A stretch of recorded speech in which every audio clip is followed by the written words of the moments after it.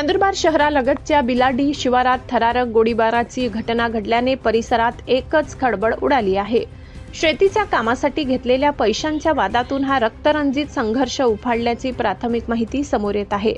मिळालेल्या माहितीनुसार संजय माडी या शेतकऱ्यावर गावठी कट्ट्याने थेट गोळीबार करण्यात आला।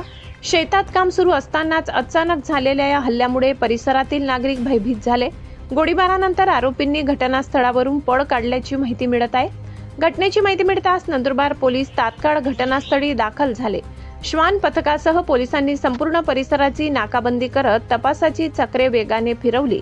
पोलीस अधीक्षक अश्विनी सानप यांनी स्वतः घटनास्थळी भेट देत पाहणी केली आणि तपासाबाबत अधिकाऱ्यांना महत्त्वाच्या सूचना दिल्या।